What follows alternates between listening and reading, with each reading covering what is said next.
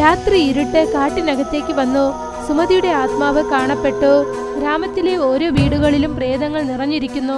യഥാർത്ഥത്തിന് മുൻപ് കാണപ്പെടുന്ന നിഴൽ. പ്രഗ്യ പറഞ്ഞു, മനോഹരമായ കാര്യം പുറകിൽ മറഞ്ഞിരിക്കുകയാണ് ഇരുട്ടുള്ള രഹസ്യം.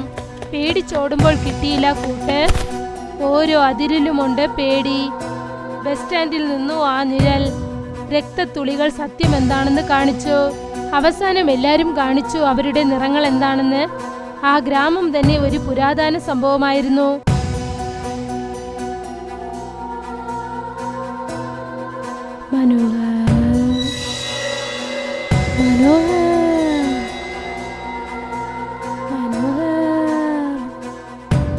അവിടെ ഇരിക്കുന്നത് ആരാണ്?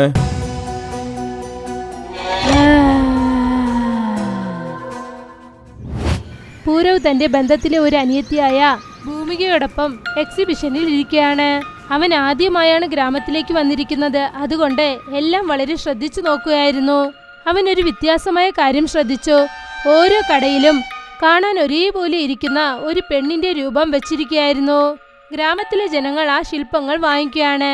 പിന്നെ അത് അവരവരുടെ വീട്ടിലേക്ക് കൊണ്ടുപോകുന്നു. അത് ശരി ഭൂമിക, എനിക്കൊരു കാര്യം പറയൂ. ആ പറയേ. ഇത് ഏത് ദൈവമാണ്? സിറ്റിയിൽ ഇത് കിട്ടുന്നേ ഇല്ലല്ലോ. പക്ഷെ ഇവിടെ ഇരിക്കുന്നവർ ഇതിനെ വലിയ ഫാൻ പോലെ തോന്നുന്നു. ഭൂമികയുടെ മുഖം പെട്ടെന്ന് വല്ലാതെ മാറി.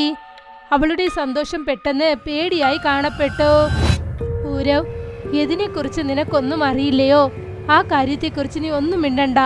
ചേടാ, വെറുതെ കോമഡി ചെയ്തു, സോറി. സാരമില്ല, ഇരിക്കട്ടെ. വാ, വീട്ടിലേക്ക് പോകാം. അമ്മ നിനക്ക് വേണ്ടി കാത്തുകൊണ്ടിരിക്കും. പോവാം.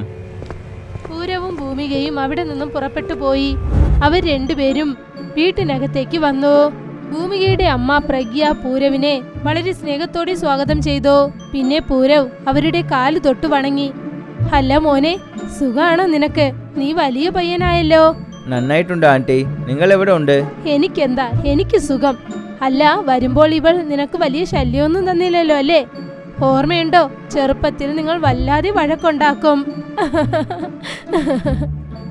ഇല്ല ഇല്ല ആന്റി, ഇപ്പോൾ അവൾ ഒരുപാട് കഴിവുള്ളവളായിട്ട് മാറിയിട്ടുണ്ട്. പക്ഷെ അവൾ മുൻപ് പോലെ ഇപ്പോഴും തെറ്റിക്കൊണ്ട് തന്നെ ഇരിക്കുന്നു.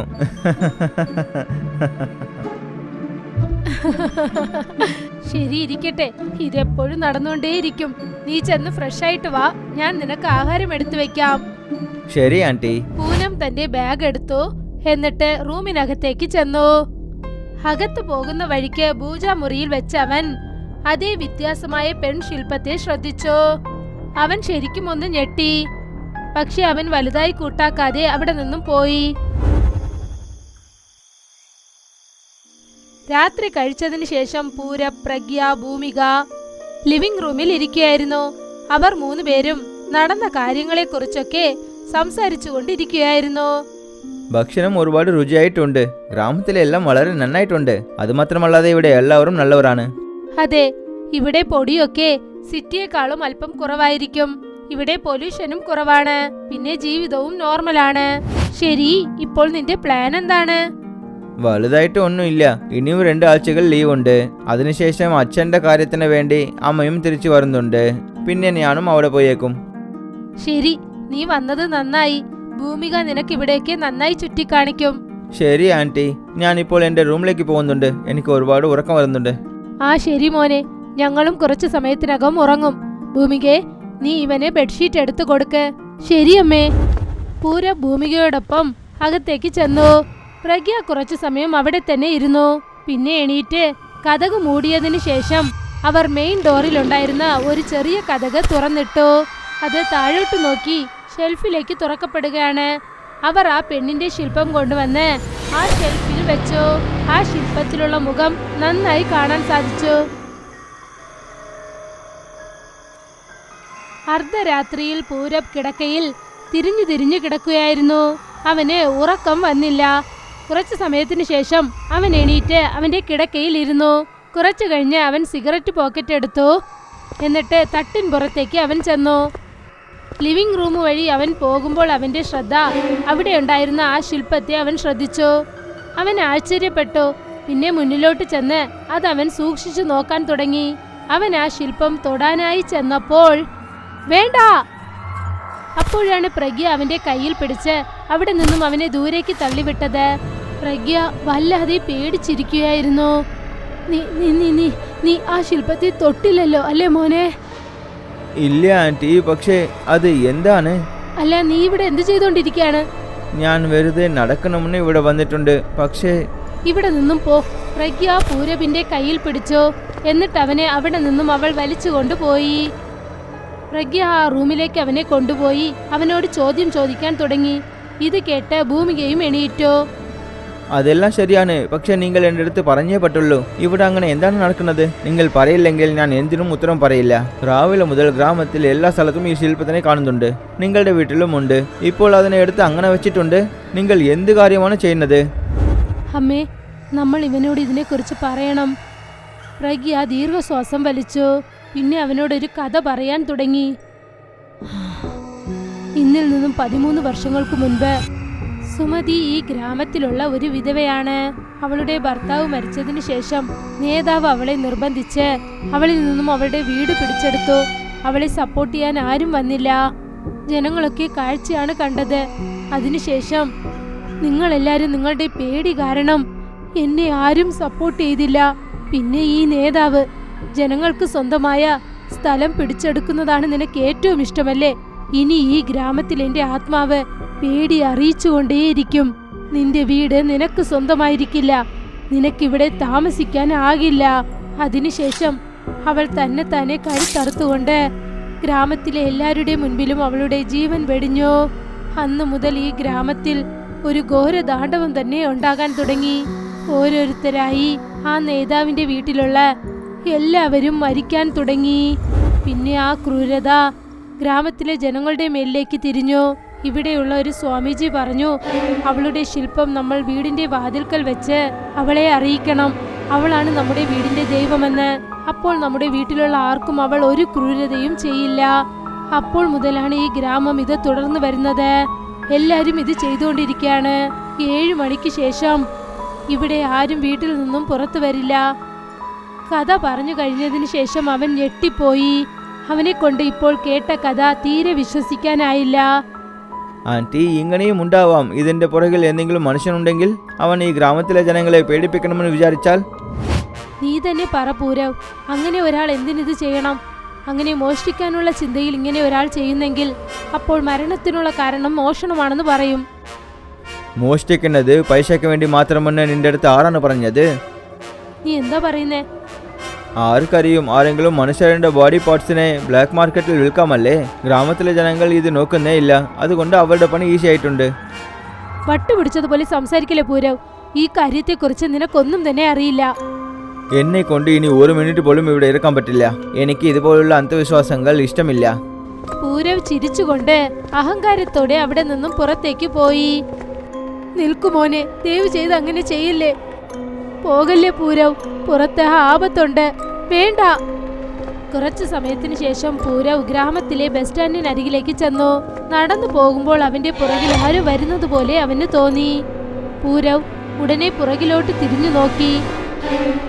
ആരാ അവിടെ? ആരാണുള്ളത്? അവിടെ ആരും തന്നെ ഇല്ലായിരുന്നു. ഇവിടെ നോക്ക്, നീ ആരെങ്കിലും ഞാൻ നിന്നെ കണ്ട് പേടിക്കില്ല. ഗ്രാമത്തിലെ ജനങ്ങളുടെ അടുത്ത് കള്ളക്കഥകൾ പറഞ്ഞ് നീ അവരെ പേടിപ്പിക്കുന്നുണ്ട്. ഇത് കണ്ട് ഞാൻ പേടിക്കില്ല. അവിടെ ആരുണ്ടെങ്കിലും എൻ്റെ അടുത്ത് വരൂ. അതിനുശേഷം പോലും അവൻ ഒരു ഉത്തരവും കിട്ടിയില്ല. പൂരവ് ഇത് വലുതായി കണക്കാക്കാതെ മുന്നിലോട്ട് നടന്നു ചെന്നു. കുറച്ചു ദൂരം നടന്നു ചെന്ന് പൂരവ് ബസ് സ്റ്റാൻഡിനരികിലേക്ക് ചെന്നെത്തി. അവൻ ടൈമിംഗ് ചാർട്ടിലേക്ക് നോക്കി. അടുത്ത ബസ് 3 മണിക്കൂറിന് ശേഷം.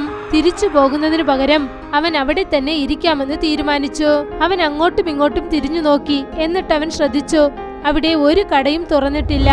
അവൻ അവന്റെ ഫോൺ എടുത്തു. ബസ്സിന് വെയിറ്റ് ചെയ്തുകൊണ്ട് തന്നെ അവൻ തന്റെ ഫോണിൽ ന്യൂസ് നോക്കുകയായിരുന്നു. കുറച്ചു സമയം സ്ക്രോൾ ചെയ്തതിന് ശേഷം പെട്ടെന്ന് അവന്റെ കൈകളിൽ മുകളിൽ നിന്നും എന്തോ വന്ന് വീണു. അവൻ അതിലേക്ക് നോക്കി. പിന്നെ ആദ്യമായി അവന്റെ മുഖത്ത് അന്ന് രാത്രി പേടി നന്നായി കാണാൻ സാധിച്ചു. അവൻ പതുക്കെ ധൈര്യത്തോടെ മുകളിലോട്ട് അവൻ നോക്കി. എവിടെ നിന്നാണോ ആ തുള്ളി വീണത്? പക്ഷെ അവൻ മനസ്സിലാക്കി അവിടെ മുകളിൽ നിന്നും ഈർപ്പമുള്ള പെയിന്റ് ഒലിക്കുകയാണെന്ന് അവൻ കരുതി. അല്പം സമാധാനപ്പെട്ടു. പക്ഷെ അവൻ മുന്നിലോട്ട് നോക്കിയതും അവന്റെ മുന്നിലായി കറുത്ത സാരി ഉടുത്തുകൊണ്ട് ഒരു ഭയങ്കരമായ രൂപം നിൽക്കുകയായിരുന്നു. പൂരവ് പേടിച്ചുപോയി. പിന്നെ അവൻ നിലവിളിച്ചുകൊണ്ട് അവിടെ നിന്നും ഓടാൻ തുടങ്ങി. പൂരവ് വല്ലാതെ പേടിച്ചുപോയി. പിന്നെ തന്റെ ജീവൻ രക്ഷിക്കാനായി അവിടെ നിന്നും അവൻ ഓടാൻ തുടങ്ങി. പേടി കാരണം തന്റെ കൈ കൊണ്ട് അവൻ ചെവികൾ പൊത്തി.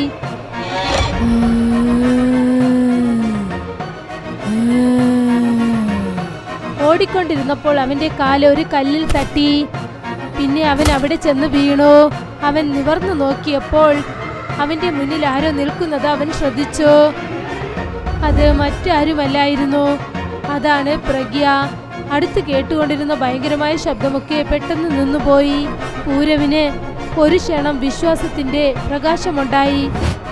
ആന്റി, ആന്റി, ഇവിടെ എന്താണ് നടക്കുന്നത്? എന്തിനാ ഇങ്ങനെ നടക്കുന്നത്? ഞാൻ തെറ്റ് ചെയ്തു ആന്റി, എന്നെ എങ്ങനെയെങ്കിലും രക്ഷിക്കൂ പ്ലീസ്. നീ പേടിക്കണ്ട മോനെ, ഞാൻ നിന്നെ രക്ഷിക്കാം, വേഗം വാ. പൂരവ് ശരിയെന്ന് സമ്മതിച്ചു. എന്നിട്ട് പ്രഗ്യയോടൊപ്പം വീട്ടിലേക്ക് പോകാൻ തുടങ്ങി. പേടിച്ച് നടന്നുകൊണ്ട് അവൻ പെട്ടെന്ന് താഴേക്ക് ശ്രദ്ധിച്ചു. അവൻ നോക്കിയപ്പോൾ പ്രഗ്യയുടെ കാലുകൾ തറയിലില്ല, അത് കാറ്റത്ത് പറക്കുകയാണ്. ഇത് കണ്ടിട്ട് പൂരവിന്റെ കണ്ണുകൾ പേടിച്ചു വിറച്ചു. പിന്നെ ഒരു ക്ഷണം അവൻ അങ്ങനെ തന്നെ നിന്നുപോയി. നീ ആരാണ്? പ്രഗ്യ പെട്ടെന്ന് നിന്നു. പിന്നെ പതുക്കെ അവൾ പൂരവിനെ നോക്കി തിരിഞ്ഞു നിന്നു. അവളുടെ മുഖം ഭയങ്കരമായി മാറി. അത് കണ്ടിട്ട് പൂരവ് വല്ലാതെ ഞെട്ടി.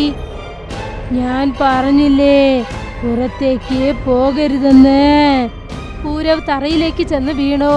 പിന്നെ അവിടെ നിന്നും എണീറ്റ് ഓടുമ്പോൾ ഓടുന്ന വഴിയിൽ വെച്ച് അവൻ ഭൂമികയും കണ്ടു. ഭൂമിക അവന്റെ അടുത്തേക്ക് ഓടി വന്നു.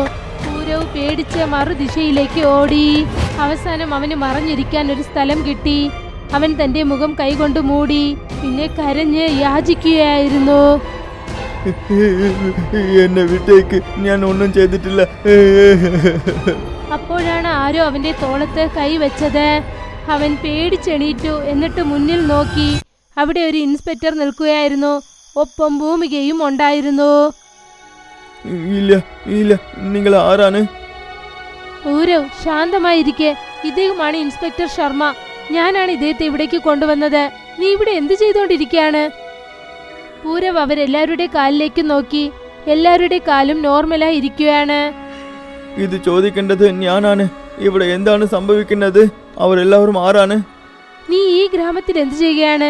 നമ്മുടെ ഗ്രാമം 2 സ്റ്റോപ്പ് കഴിഞ്ഞല്ലേ. ഈ ഗ്രാമത്തിൽ 13 വർഷങ്ങളായി ആരും തന്നെ ഇല്ല. കാരണം ഇത് പ്രേതങ്ങളുടെ ഗ്രാമമാണ്. ഇവിടെ നീ എന്തു ചെയ്തുകൊണ്ടിരിക്കുകയാണ്? പൂരവ് പേടിച്ച് അങ്ങോട്ടും ഇങ്ങോട്ടും നോക്കി. അവൻ ഒരു ദിശയിലേക്ക് നോക്കിയപ്പോൾ പ്രേതങ്ങളൊക്കെ ചിരിച്ചുകൊണ്ട് അവനെ നോക്കിക്കൊണ്ട് നിൽക്കുകയായിരുന്നു. ഞാൻ എല്ലാം പിന്നെ പറയുന്നുണ്ട്. നീ എന്നെ ഇവിടെ നിന്ന് കൂട്ടിക്കൊണ്ടുപോ. പൂരവ് ഭൂമികയോടൊപ്പവും ഇൻസ്പെക്ടറിനോടൊപ്പവും കൂടി പോയി. രണ്ടുപേരും അവന്റെ മുന്നിലായി നടന്നു. പിന്നെ ഒരു ക്ഷണം എല്ലാം തന്നെ വളരെ ശാന്തമായിരുന്നു. പക്ഷേ ഭൂമികയും ഇൻസ്പെക്ടറും പതുക്കെ പതുക്കെ തല നിവർത്തിയപ്പോൾ സത്യം പുറത്തു വരാൻ തുടങ്ങി. അവരുടെ മുഖങ്ങൾ മാറിയിരുന്നു. അവരുടെ കണ്ണുകൾ മനുഷ്യന്റേതുപോലെ അല്ലായിരുന്നു, വളരെ ഭയങ്കരമായിരുന്നു.